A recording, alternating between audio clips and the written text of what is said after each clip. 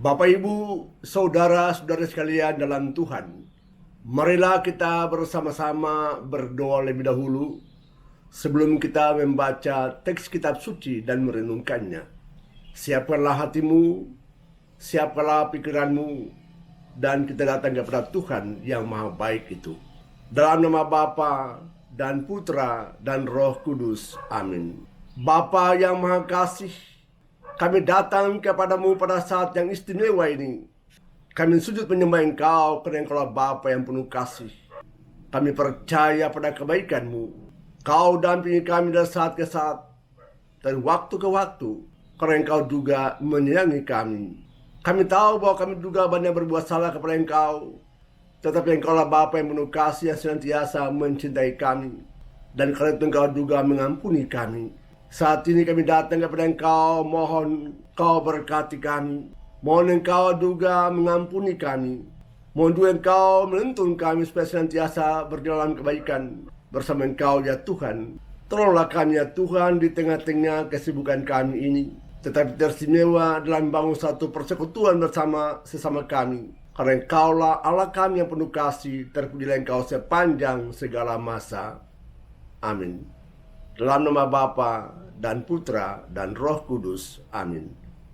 Kita membaca teks kitab suci yang diambil dari Lukas bab 6 ayat 39 sampai 45. Lukas bab 6 ayat 39 sampai 45.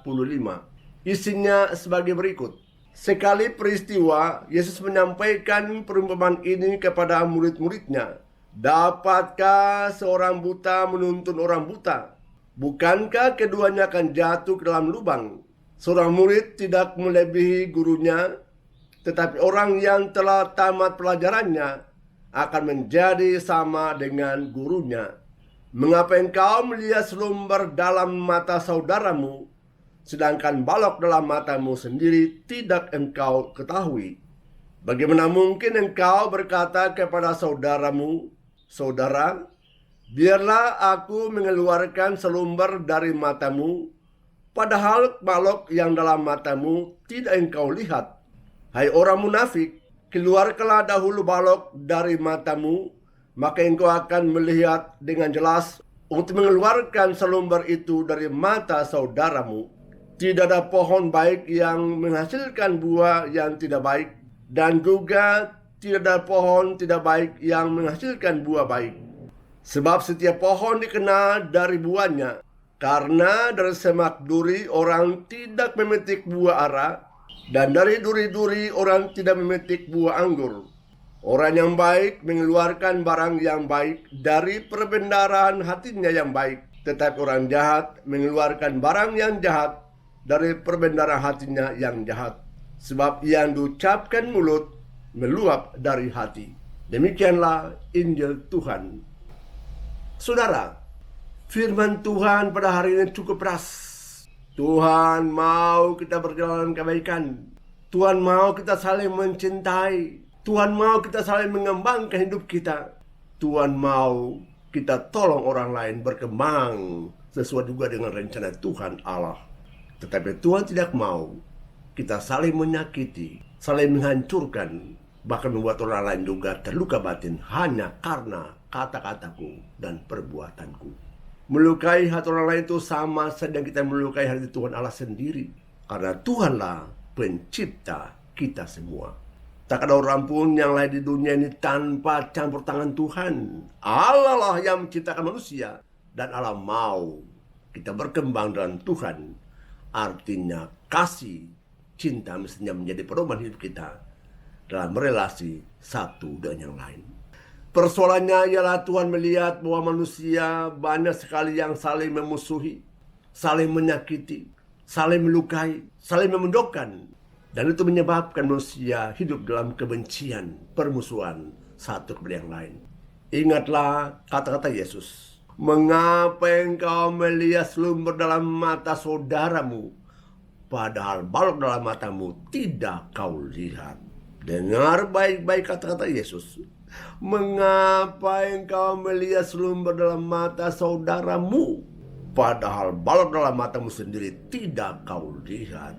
Saudara sekalian, orang lain punya kesalahan, orang lain punya kekeliruan, orang lain punya masalah. Kau begitu bicarakan tanpa pikir panjang lebar. Kau tunjukkan kelemahan orang lain. Kau tunjukkan kealpaan orang lain. Kau tunjukkan kelalaian orang lain.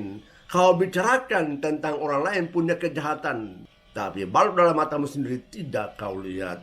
Kau lupa bahwa Anda juga lebih jahat lagi daripada orang-orang lain. Saudara, kita tidak akan berkembang kalau kita tidak pernah mampu melihat kita punya kelemahan sendiri. Kita tidak bisa maju sebagai manusia sosial kalau kita hanya melihat orang lain punya kesalahan. Padahal aku sendiri juga punya banyak kesalahan yang aku tidak mau perbaiki. Ingat baik-baik kata Yesus, mengapa engkau melihat selimut dalam mata saudaramu padahal balok dalam matamu sendiri tidak kau lihat? Kau sibuk senantiasa dengan orang lain, tapi kau sendiri juga tidak mau melihat kelemahan-kelemahan yang ada pada dirimu. Saudara sekalian, mengapa muncul banyak pertengkaran dalam keluarga? Terlebih suami yang punya kuasa besar dalam keluarga, punya badan besar, punya kekuatan besar, bahkan menggunakan kuasanya sebagai kepala keluarga untuk memerintah. Dan banyak kali mempersalahkan istri yang hanya lalai sebentar saja, istri yang hanya keliru saja.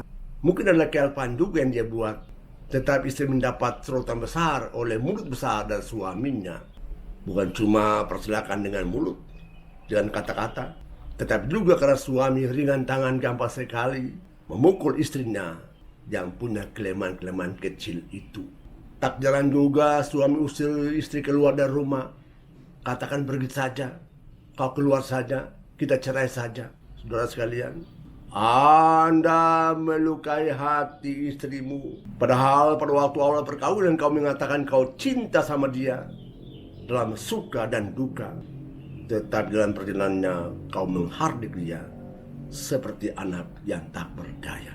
Lepaskanlah semuanya itu. Mengapa engkau melihat selimut dalam mata saudaramu, mata istrimu, tapi balok dalam matamu sendiri tidak kau lihat? Hai para suami, ingatlah, istrimu itu adalah mitra kerjamu. Dia datang kepadamu karena dia membantu engkau kerjasama sebagai suami istri. Bukan cuma itu, dalam masyarakat luas, pertengkaran antar tetangga yang sebetulnya kalau ada dialog komunikasi, semuanya selesai dengan baik. Namun karena hanya melihat selalu berdepan mata saudara, lalu muncul pertengkaran yang tidak sedikit, berlarut sampai pada kebencian dan dendam yang tidak boleh terjadi antara manusia yang sungguh-sungguh saling mencintai dan saling menyayangi. Saudara jangan lupa, kalau sifat semacam itu dipegang terus, ancaman besar dalam keluargamu tersenyum bagi putra-putri yang ada dalam keluargamu. Anak mau mengikuti apa? Anak mau melani apa dari orang tuanya yang semacam begini, dari mamanya dan dari bapaknya yang bertengkar satu yang lain atau juga bertengkar orang lain. Anak butuh keteladanan yang dia mau contohi. Anak butuh pendampingan pendidikan yang pantas supaya dia juga berkembang secara normal seperti anak-anak lain. Bahwa permusuhan terjadi karena apa? Karena kita manusia ini hanya mau melihat kelemahan orang lain, sibuk dengan orang lain, melihat kelemahannya, kekurangannya, kemudian kita ngomong, kita ceritakan kepada orang lain. Tapi juga saat kita bercerita, kita sudah menambah kelemahan orang-orang itu, yang sebetulnya adalah ciptaan kita pribadi manusia. Itu tidak baik, tidak baik. Lihatlah juga kelebihan-kelebihan dia, lihat juga dia punya keunggulan-keunggulan, kualitas yang dia miliki, itu juga kita mesti puji. Jangan cuma melihat kelemahan-kelemahannya. Apa konsekuensinya? Kita pun turut berdosa karena kita menceritakan orang lain punya kesalahan, kelemahan. Apalagi kita tidak mampu melihat kita punya diri sendiri. Tengoklah pada hatimu sendiri, di manakah letaknya kekuatanmu yang kau mesti kembangkan itu. Dan di manakah kelemahan-kelemahan yang kita mesti singkirkan karena hanya menghambat pertumbuhan kita sebagai manusia yang Tuhan ciptakan. Tuhan mau kita membentuk satu komunikasi yang sehat orang lain.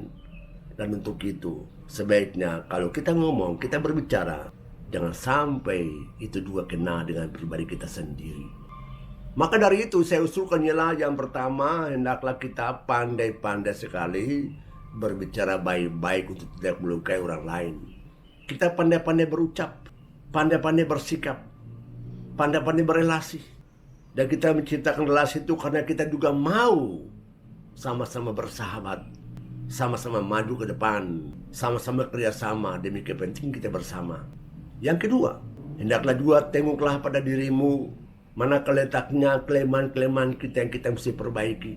Tetapi juga manakah keunggulan kita yang kita mesti kembangkan untuk kepentingan pribadi saya, tetapi juga orang lain yang tinggal sama-sama dengan saya. Saudara, Tuhan mencintai kita, dan kita mesti kembangkan cinta Tuhan itu satu sama lain.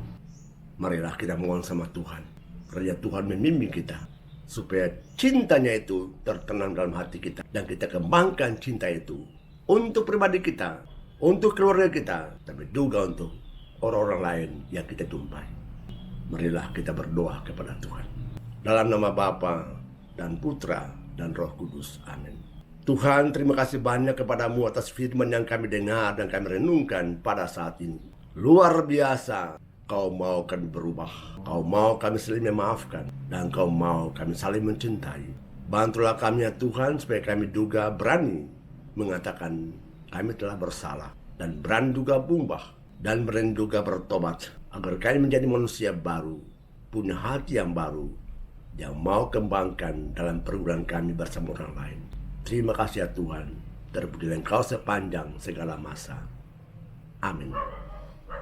Dalam nama Bapa dan Putra dan Roh Kudus. Amin.